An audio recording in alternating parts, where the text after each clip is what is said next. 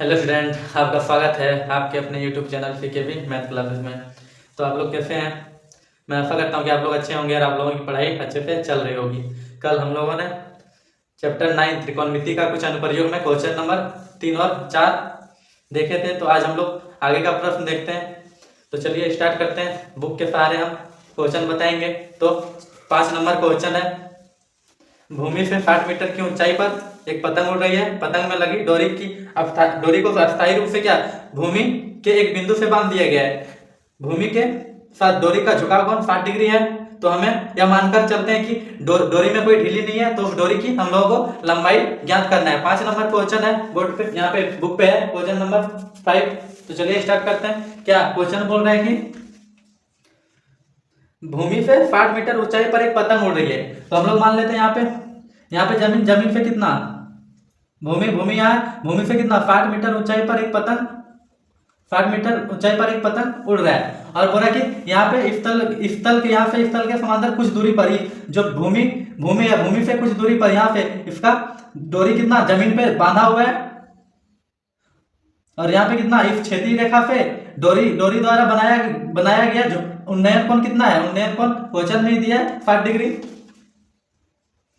60 degree दिया हुआ है। तो यह क्या है, हम लोग मान लेते हैं ए बी सी। ए सी क्या है, ए सी डोरी की लंबाई है। तो ए सी माना ए सी डोरी की लंबाई माना ए सी डोरी की लंबाई है। तो क्वेश्चन में दिया कि भूमि से 60 मीटर ऊंचाई पर एक पतंग उड़ रहा है, जो कि पतंग का डोरी जमीन पे कुछ दूरी पे बांधा हुआ है और क्षैतिज तल से और रस्सी द्वारा बनाया गया उन्नयन कोण 60 डिग्री का है। तो हम लोग को यहाँ पे इस डोरी की लंबाई यहाँ पे क्या ज्ञात करना है, मतलब एफी का वैल्यू डोरी की लंबाई ज्ञात करना है। तो चलिए स्टार्ट करते हैं।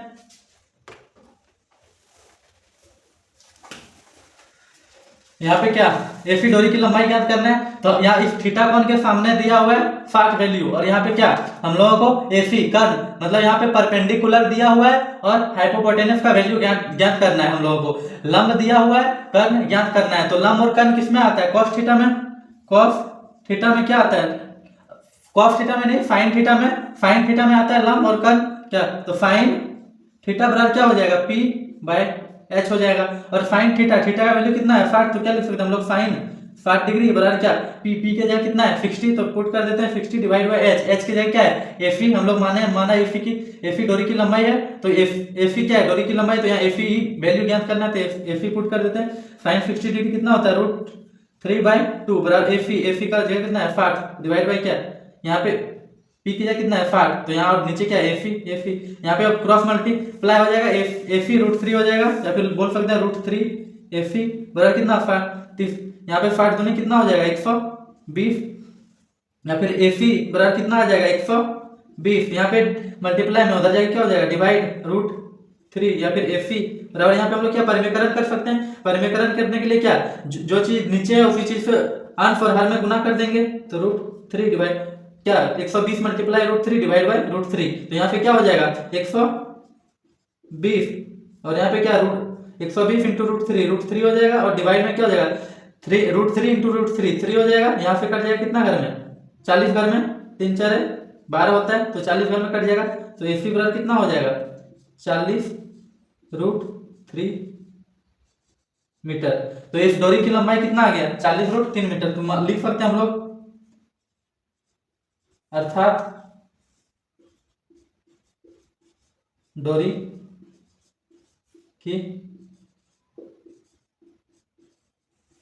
लंबाई बराबर कितना, लंबाई बराबर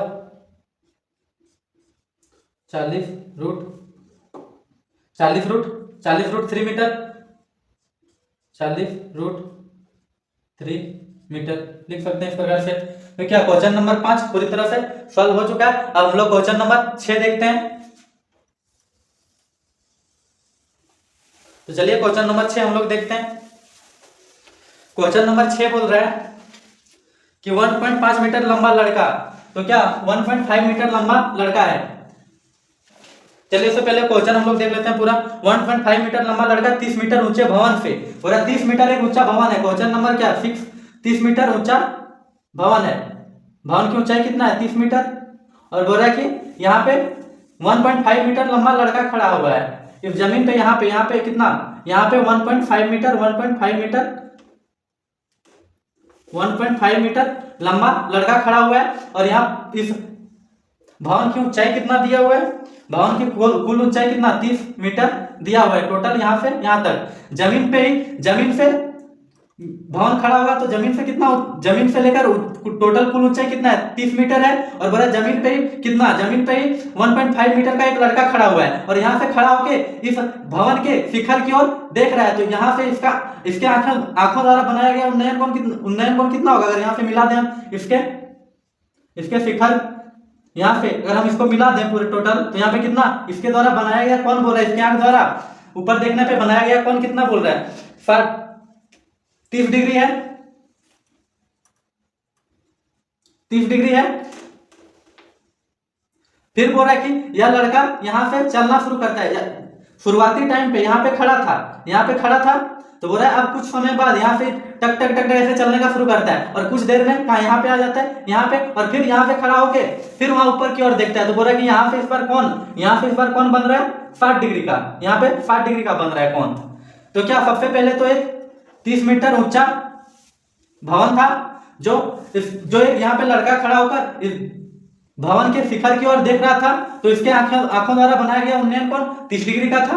अब यहाँ खड़ा था, तो यहाँ से चलने का शुरू किया, कुछ देर दूरी तक चला, अब यहाँ से फिर से पुनः खड़ा होके भवन के शिखर की ओर देख रहा है, तो इस बार कितना उन्नयन कोण 60 डिग्री का बन रहा है। तो यहाँ क्वेश्चन में पूछ रहा है कि जो यहाँ से लड़का चलकर यहाँ तक आया तो कितना दूरी चला है, x यहाँ से चल के यहाँ तक आया, तो बोला टोटल कितना दूरी चला है। तो अगर हम लोग पूरा इतना दूरी निकाल लें और उस दूरी में इसको घटा दें, तो यहाँ जो चला है यह दूरी आ जाएगा। तो चलिए हम लोग देखते हैं, क्वेश्चन में इतना ही दिया हुआ है कि एक भवन था 1.5 मीटर का, एक लड़का खड़ा है जो कि भवन के शिखर की ओर देख रहा है, तो 30 डिग्री का कोण बन रहा है। फिर यहाँ से कुछ दूरी तक चला और आके रुका, और फिर से क्या भवन के शिखर की ओर देखा, तो यहाँ से इस बार से 60 डिग्री का कोण बन रहा है। इस भवन की कुल ऊंचाई 30 मीटर दिया हुआ है। तो बोल रहा है कि जहां पे पहले लड़का खड़ा था और चल के बाद में जहां पे गया, उन दोनों की बीच की दूरी कितना है। तो चलिए हम लोग बनाने का स्टार्ट करते हैं।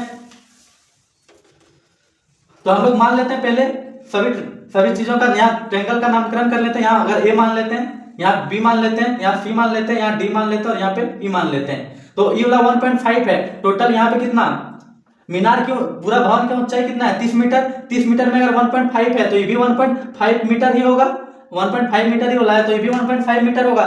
तो अगर 1.5 में से ये टोटल 30 में से 1.5 घटा दें, हम लोग का यहाँ ए बी का लंबाई आ जाएगा। तो हम लोग लिख सकते हैं ए बी बराबर क्या 30 मीटर, या फिर 30 घटा कितना 1.5 मीटर। तो यहाँ से वैल्यू कितना आ जाएगा हम लोग को यहाँ पे क्या, अगर हम लोग ए बी का वैल्यू निकालना चाहते हैं, तो ये पूरा भवन का ऊंचाई ए क्या है, भवन है, ए भवन है, तो भवन का कुल ऊंचाई दिया है 30 मीटर। इस 30 मीटर में से लड़का है 1.5 मीटर, 1.5 मीटर लंबा है, तो इस 30 में से 1.5 को घटा दें तो ए बी की लंबाई निकल जाएगा। तो निकालते हैं हम लोग क्या ए बी बराबर क्या 30 माइनस 1.5। तो यहाँ पे कितना आ जाएगा, 30 में से इतना घटाने पर 28.5 मीटर। तो अब यहाँ से 28.5 यहाँ तक का वैल्यू कितना आ गया, यहाँ तक का 28.5। तो हम लोग लेते हैं क्या, हम लोगों को क्या x का मान निकालना है। तो इस x को निकालने के लिए सबसे पहले तो हम लोग BC का वैल्यू निकालेंगे, और उसके बाद क्या यहाँ पे A B C D सब कुछ ले लिए। यहाँ पे इस पॉइंट पे हम लोग F मान लेते हैं, इस पॉइंट पे F मान लेते हैं। तो अगर हम लोग पूरा यहाँ पे BC में अगर पूरा BC का वैल्यू निकाल के और फिर BF का वैल्यू निकाल लें, BC और फिर से क्या BF का वैल्यू निकाल लें, और इस BC में BF को घटा दें तो पूरा CF का वैल्यू निकल जाएगा, और CF के जगह क्या है X है। तो चलिए स्टार्ट करते हैं। तो हम लोग सबसे पहले लेते हैं क्या छोटा ट्रायंगल में ABF में, ट्रायंगल ABF में इस थीटा कोण के सामने क्या है परपेंडिकुलर 28.5 हम लोग निकाले। यहाँ पे AB परपेंडिकुलर है इस थीटा कोण के लिए, तो यहाँ पर 28.5 निकालें और FB का वैल्यू यहाँ से निकल जाएगा। तो चलिए लिखते हैं। तो क्या यहाँ पे आधार है और परपेंडिकुलर है, किसमें आता है टेन थीटा में, तो लिखते हैं टेन थीटा बराबर कितना ए बी डिवाइड बाई क्या बी एफ नहीं बी एफ। तो टेन थीटा का कितना है 60 डिग्री, तो कितना टेन 60 डिग्री बराबर क्या ए बी का वैल्यू कितना है 28.5 और डिवाइड बाई क्या बी एफ का भी एफ यहाँ पे रहने देते हैं। यहाँ पे टेन 60 का वैल्यू कितना होता है √3 बराबर कितना 28.5 और डिवाइड बाई क्या होगा यहाँ पे बी एफ। तो यहाँ पे कितना हो जाएगा बी √3 बी एफ, यहाँ पे मल्टीप्लाई हो जाएगा तो क्या √3 बी एफ बराबर कितना 28.5 या फिर हम लोग बी एफ का वैल्यू यहाँ से कितना निकाल सकते हैं 28.5। यहाँ पे मल्टीप्लाई है तो उधर आगे क्या हो जाएगा डिवाइड, तो √3 हो जाएगा। अभी इसी को इतना ही रहने देते हैं, इसको समीकरण 1 हम लोग मान सकते हैं। अब पुनः देखते हैं आगे क्या, अब हम लोग बड़ा ट्रायंगल ए बी सी में लेते हैं, पूरा बड़ा ट्रायंगल ए बी सी में। तो क्या पुनः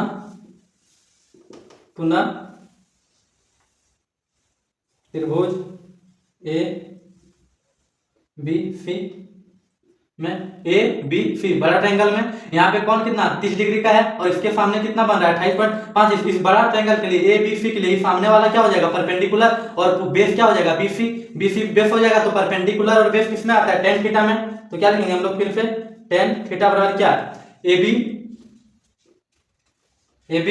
डिवाइड बाई क्या बी सी। अब टेन थीटा का ये कितना है इस बार 30 डिग्री, तो क्या लिख सकते हैं टेन 30 डिग्री बराबर क्या ए बी की जगह कितना है 28.5। तो हम लोग क्या बिठाते हैं यहाँ पे 28.5 और डिवाइड बाई कितना बी सी। इस बी सी को क्या लिख सकते हैं हम लोग, बी सी को तोड़ के क्या लिख सकते हैं बी एफ जोड़ क्या एफ सी बी एफ। पूरा इस बी सी को कितना हम लोग लिख सकते हैं, इस बी सी को लिख सकते हैं बी एफ जोड़ सी एफ, तब ना टोटल आधा जोड़ इतना पूरा हो जाएगा। तो हम लोग क्या लिखेंगे इसके जगह बी एफ जोड़ क्या सी एफ। तो यहाँ पे क्या, अब आगे इधर देखते हैं हम लोग, इसी को आगे देखते हैं। 1060 का वैल्यू कितना होता है 1/√3 और यहाँ पे कितना है बराबर 28.5 और डिवाइड बाई कितना बी एफ की जगह कितना है बी एफ का वैल्यू हम लोगों ने कितना निकाला है बी एफ इक्वल टू कितना 28.5 √3। तो इसके जगह क्या बी एफ की जगह उतना बिठा देते हैं वैल्यू 28.5 डिवाइड बाई कितना √3 और यहाँ पे क्या प्लस सी एफ। इस सी एफ की जगह कितना है सी एफ की जगह कितना है एक्स। तो यहाँ पे क्या पुट करते हैं हम लोग एक्स। अब यहाँ पे क्या हम लोग सॉल्व करते हैं तो क्या हो जाएगा 1/√3 बराबर कितना 28.5 डिवाइड बाई यहाँ पे क्या एलसीएम ले लेंगे, नीचे कुछ नहीं देखा तो क्या हो जाएगा √3 इंटू 1 कितना हो जाएगा √3 और यहाँ पे क्या हो जाएगा 28.5 जो कितना √3 x हो जाएगा इधर √3 x। अब यहाँ पे क्या हो जाएगा 1/√3 हो जाएगा 1/√3 बराबर कितना यहाँ पे 28.5 और यहाँ पे क्या √3 क्या हो जाएगा ऊपर जाके मल्टीप्लाई हो जाएगा। अगर यहाँ पे नीचे कुछ नहीं है तो 1 है और यहाँ पे क्या डिवाइड में है तो ऊपर जाएगा क्या हो जाएगा मल्टीप्लाई, तो नीचे तो सेम चीज रह जाएगा क्या 28.5 √3x और यहाँ पे क्या √3 ऊपर जाके मल्टीप्लाई हो जाएगा। तो यहाँ पे क्या हो जाएगा 1/√3 बराबर कितना 28.5 √3 डिवाइड बाय 28.5 प्लस क्या √3x। ये वाला क्या दोनों मल्टीप्लाई हो जाएगा या गुना होकर इधर आ जाएगा क्रॉस मल्टीप्लीकेशन। तो इसका गुना 1 से होगा कितना हो जाएगा 28.5 जोड़ कितना √3x बराबर कितना यह चीज वहां मल्टीप्लाई होगा तो √3 इंटू √3 कितना हो जाएगा 3 तो 28.5 तो कितना हो गया गुना होके 28.5 का 28.5 रहा और √3 इंटू √3 गुना होके कितना हो गया 3। अब कितना यहाँ पे 28.5 जोड़ कितना √3x बराबर यहाँ पे मल्टीप्लाई कर देंगे तो कितना 3 × 5 = 15 15 का 3 × 5 = 15 15 का 5 हाथ मेरा 1 28 × 84 और 1 कितना हो गया 85 तो कितना 85.5 आ जाएगा 5 × 15 15 का 5 हाथ मेरा 1। अब 28 × 84 होता है हाथ वाला 1 कितना 85 यहाँ पे मल्टीप्लाई कर दिए सिंपल तो इतना आ गया।